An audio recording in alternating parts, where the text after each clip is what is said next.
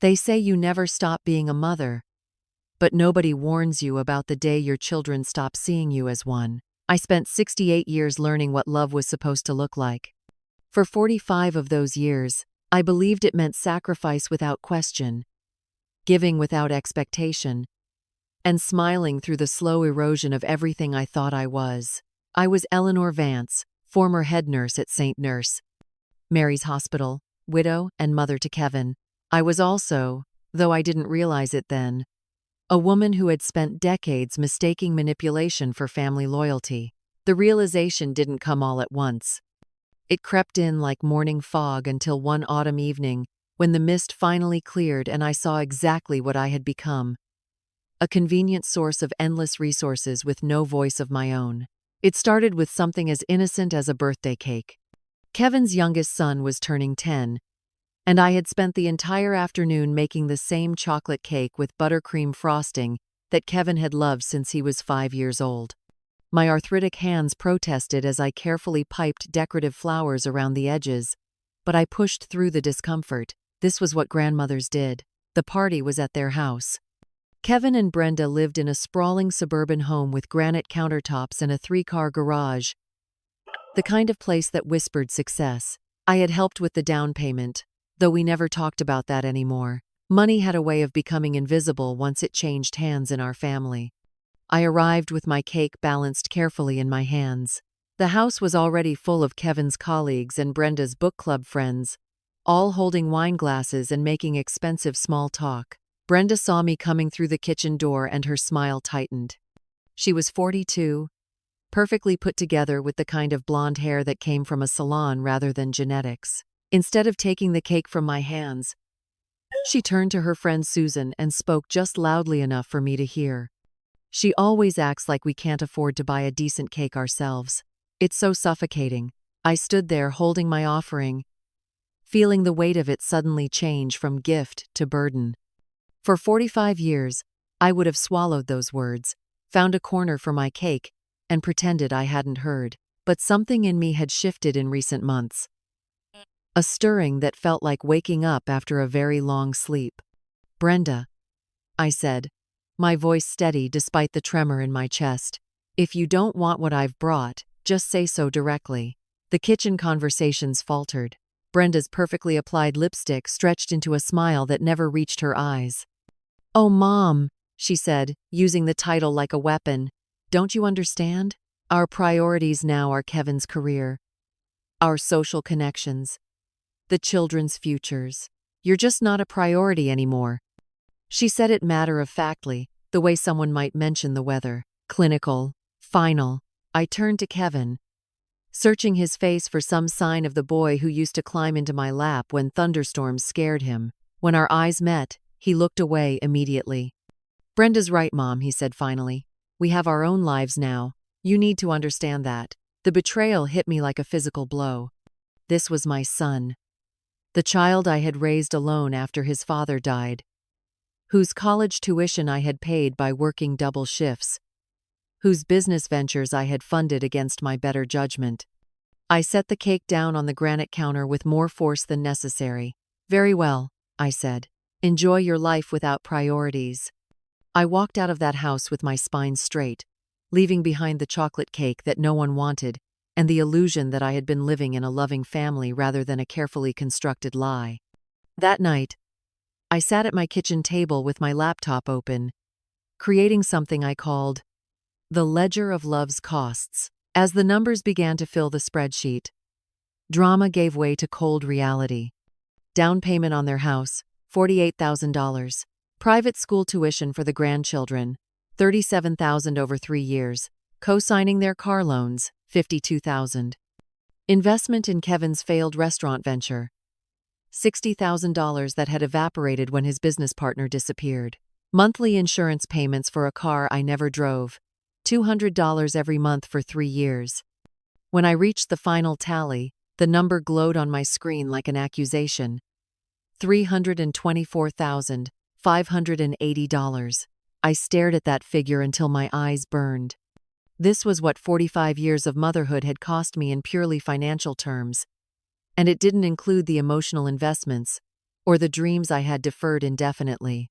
The next morning, my friend Carol found me still sitting at the kitchen table. Carol was 70, a widow like myself. But she had never had children. She had spent her retirement traveling and pursuing photography, making decisions based purely on what she wanted to do next. Looking at my spreadsheet, she whistled low.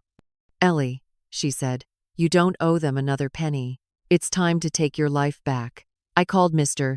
Davis, my attorney, before Carol had finished her coffee. "Harold," I said, "I need to review all my assets, powers of attorney, and will. Today."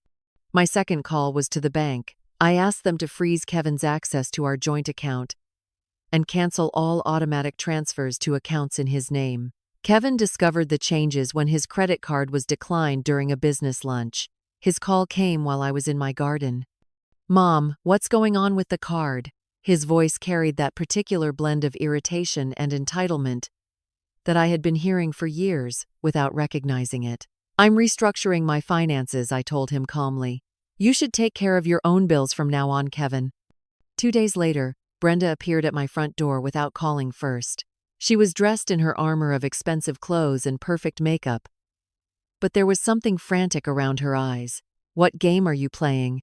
she demanded. "Do you want to humiliate us?"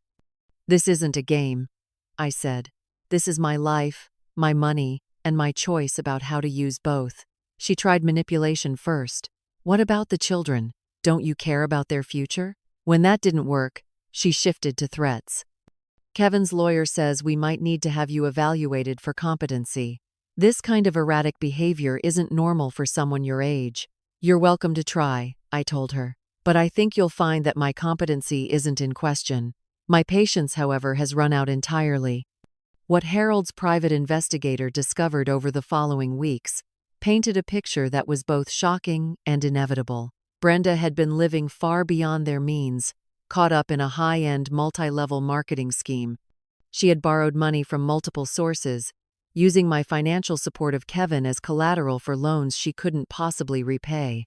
More damning were the recorded conversations my granddaughter Chloe had been making on her phone. Originally intended to document her mother's emotional abuse of her father, but which revealed how Brenda orchestrated Kevin's requests for money from me. "Tell your mother we need $20,000 for Chloe's summer program," Brenda's voice said clearly on one recording.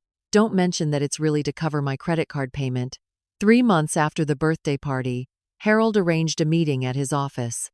Kevin and Brenda arrived with their attorney, a younger man who looked confident, until Harold began laying out documents across the conference table. The evidence was comprehensive. My financial records showing decades of responsible money management, documentation of every transaction I had made to support Kevin's family, and the private investigator's report revealing Brenda's financial deceptions. But the most devastating evidence came from Chloe herself. My 19-year-old granddaughter sat next to me with quiet dignity as she played a recording that captured Brenda's frustrated voice. "Kevin, your mother is a lonely old woman who needs to feel important. Just let her keep paying for things and tell her what she wants to hear." The silence that followed was deafening. Kevin's face had gone pale. Brenda stared at Chloe with something approaching hatred. "How could you betray your own family?" Brenda hissed. Chloe looked at her mother with eyes that seemed far older than 19. "I learned from watching you, Mom." I pulled out my own document, freshly notarized. "This is my new will," I said quietly. "Kevin, you'll find that your inheritance has been restructured. 70% of my estate would be held in trust for Chloe, accessible only for education and career development, until she turned 30. The remaining 30% would fund my own retirement and end-of-life care.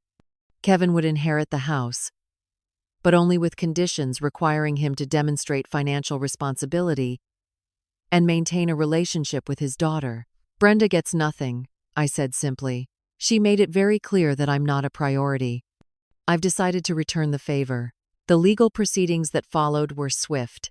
Kevin and Brenda's petition for competency evaluation was dismissed after I was found to be of sound mind and clear judgment.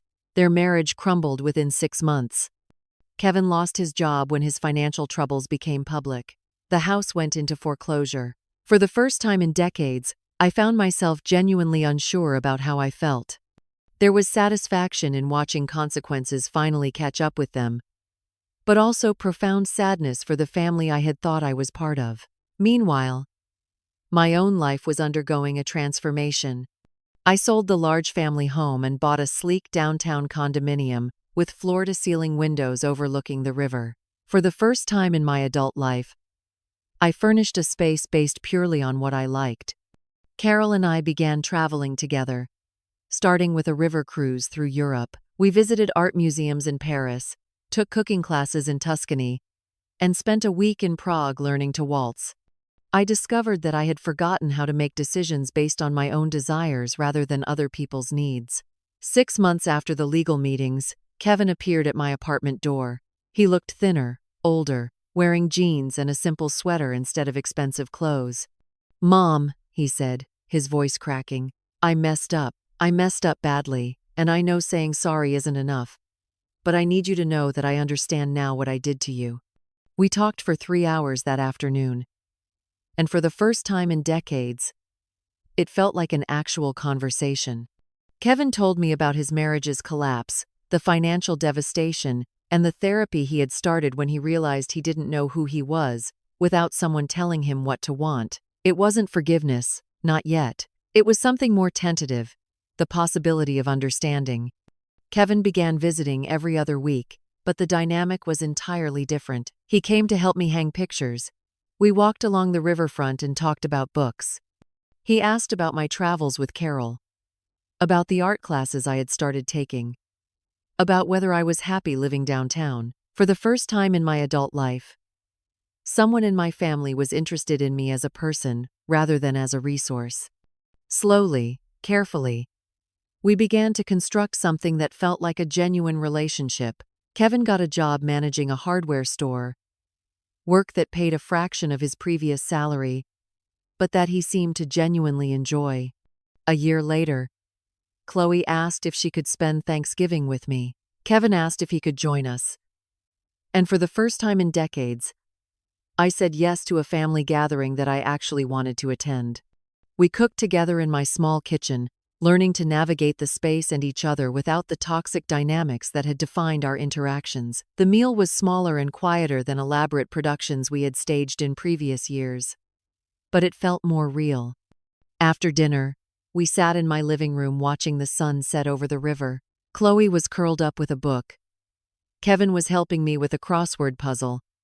And for the first time in years, I felt something I had almost forgotten: peace. This is what family should feel like, I thought.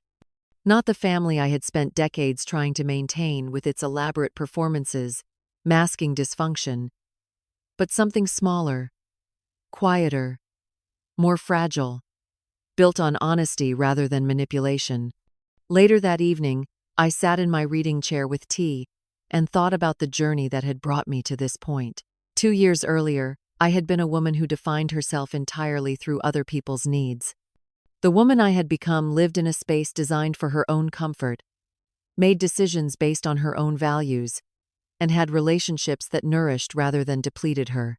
I thought about the future, about trips I wanted to take and books I wanted to read. I thought about Chloe, who would inherit not just money but hopefully an example of what it looked like to value yourself enough to demand respect. I thought about Kevin, who was learning at 45 what I had learned at 68, that it was never too late to choose who you wanted to be.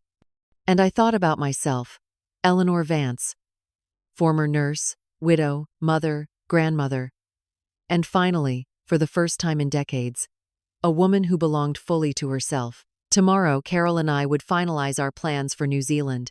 Tomorrow, I would call Chloe about her exams. Tomorrow, Kevin would stop by to help me hang the new mirror I had bought. But tonight, I fell asleep in the quiet satisfaction of a life reclaimed, a woman rediscovered, and a future that belonged entirely to me.